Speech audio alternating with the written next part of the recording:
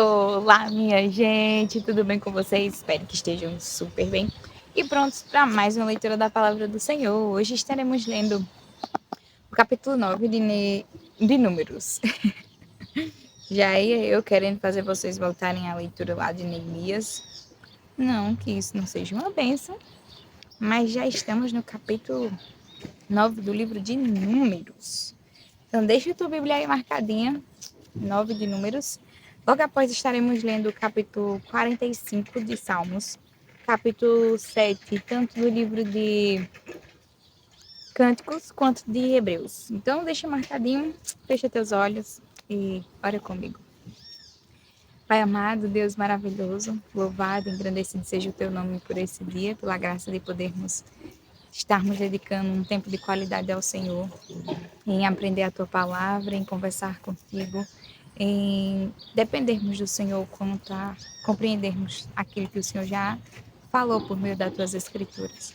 Nos ajuda a entender, Pai, e não só tomar conhecimento daquilo que tu queres que façamos, mas nos capacita para que venhamos te obedecer com excelência, com alegria, com integridade, ser conosco e nos ajuda, Deus, nessa tarefa que é tão maravilhosa, mas ao mesmo tempo é tão desafiadora. Tem misericórdia das nossas vidas e se aperfeiçoa em nós, ó Deus, conforme te apraz, nos ajuda a nos assemelharmos cada dia mais com o Senhor. É assim que nós te oramos, Deus eterno. Fala aos nossos corações. Em nome de Jesus. Amém. Capítulo 9 do livro de Números, que diz o seguinte: O Senhor falou a Moisés no deserto do Sinai, no primeiro mês do segundo ano, depois da saída do povo de Israel da terra do Egito, dizendo que os filhos de Israel celebrem a Páscoa no tempo determinado. No dia 14 deste mês, ao crepúsculo da tarde, vocês celebrarão a Páscoa no tempo determinado. Devem celebrá-la segundo todos os seus estatutos e segundo todos os seus ritos. Portanto, Moisés disse aos filhos de Israel que celebrassem a Páscoa. Então celebraram a Páscoa no dia 14 do primeiro mês, ao crepúsculo da tarde, no deserto do Sinai, segundo tudo que o Senhor havia ordenado a Moisés. Assim fizeram os filhos de Israel. Houve alguns que estavam impuros por terem tocado o cadáver de uma pessoa, de maneira que não puderam celebrar a Páscoa naquele dia. Por isso, chegaram diante de Moisés e de Arão naquele mesmo dia e lhes disseram: Estamos impuros por termos tocado o cadáver de uma pessoa. Por que havemos de ser privados de apresentar a oferta do Senhor no tempo determinado, no meio dos filhos de Israel? Moisés lhes respondeu: Esperem, e ouvirei o que o Senhor ordenará a vocês. Então o Senhor disse a Moisés: Fale aos filhos de Israel, dizendo: Quando algum de vocês ou dos seus descendentes se tornar impuro por causa de contato com o morto, ou estiver em viagem longe de vocês, ainda assim celebrará a Páscoa ao Senhor. Devem celebrá-la no dia 14 do segundo mês, no crepúsculo da tarde. Devem comê-la com pães sem fermento e ervas amargas. Não deixarão sobrar nada até a manhã seguinte e não quebrarão nenhum osso do cordeiro.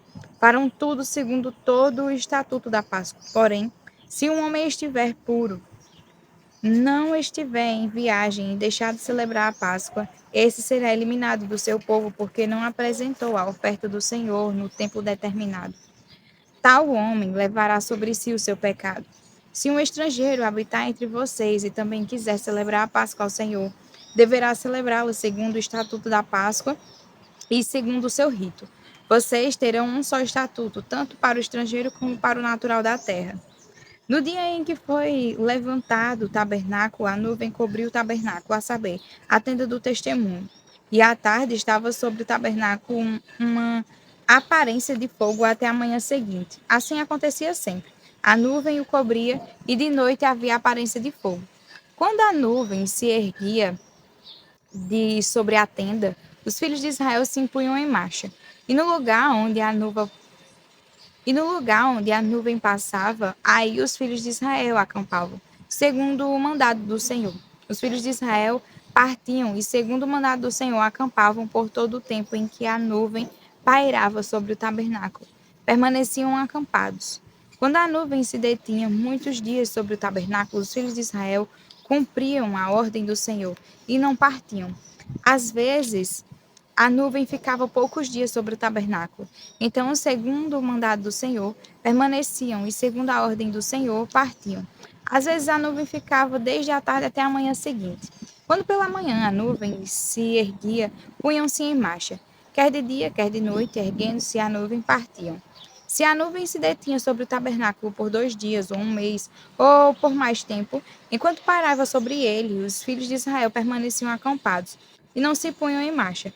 Mas quando a nuvem se erguia, eles partiam segundo o mandado do Senhor. Acampavam e, segundo o mandado do Senhor, se punham em marcha. Cumpriam o seu dever para com o Senhor, segundo a ordem do Senhor, por meio de Moisés. Capítulo 45 do livro de Salmos. O meu coração transborda de belas palavras. Ao rei consagro o que compus. A minha língua é como a pena de um hábil escritor. O Senhor, ó rei, é o mais formoso dos filhos dos homens. A graça se atravessou nos seus lábios, por isso Deus o abençoou para sempre. Cinja a sua glória e a sua majestade. E nessa majestade cavalgue vitoriosamente pela causa da verdade e da justiça, e a sua mão direita lhe ensinará proezas. As suas flechas são afiadas e penetram o coração dos inimigos do rei. Os povos caem submissos aos seus pés. O teu trono, ó Deus, é para todo sempre. Cetro de justiça é o cetro do teu reino. O Senhor, ó Rei, ama a justiça e odeia a iniquidade. Por isso, Deus, o seu Deus, o ungiu com óleo de alegria, como a nenhum dos seus companheiros. Todas as suas roupas cheiram a mirra, aloés e cássia. De palácios de marfim ressoam instrumentos de corda que o alegram. Filhas de reis se encontram entre as suas damas de honra. À sua direita está a rainha, enfeitada com ouro finíssimo de Ofir. Ouça, filha, olhe e preste atenção. Esqueça o seu povo e a casa de seu pai. Então o rei ficará encantado com a sua formosura, por ser ele o seu senhor. Incline-se diante dele. A filha de Tiro virá trazendo presentes. Os mais ricos do povo lhe pedirão favores. A filha do rei é toda formosa no interior do palácio. Os seus vestidos são enfeitados de ouro. Em roupas bordadas, conduzem-na diante do rei. As virgens, suas companheiras que a seguem, são trazidas à sua presença, ó rei. São conduzidas com alegria e regozijo, entrarão no palácio do rei. Em lugar de seus pais estarão os seus filhos, colocados como príncipes por toda a terra. Farei com que o seu nome seja celebrado de geração em geração, e assim os povos o louvarão para todo sempre. Capítulo 7 do livro de Cânticos. O esposo respondeu: Como são bonitos os seus pés nas sandálias, ó filha do príncipe. As curvas dos seus quadris são como colares trabalhados por mãos de artista. O seu umbigo é uma taça redonda onde nunca falta bebida. O seu ventre é um monte de trigo cercado de lírios. Os seus seios são como duas crias gêmeas de uma gazela.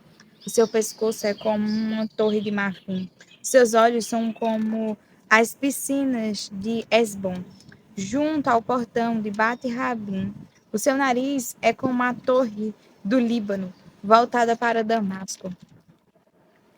A sua cabeça é como o Monte Carmelo, os seus cabelos são como a púrpura. Um rei está preso nas suas tranças. Como você é linda, como você é atraente, meu amor, com as suas delícias. Esse seu porte é semelhante à palmeira, e os seus seios se parecem com os cachos. Eu disse: Vou subir na palmeira e colher os seus frutos. Sejam os seus seios como os cachos de uvas, e o aroma da sua respiração como os das maçãs. Os seus beijos são como um bom vinho.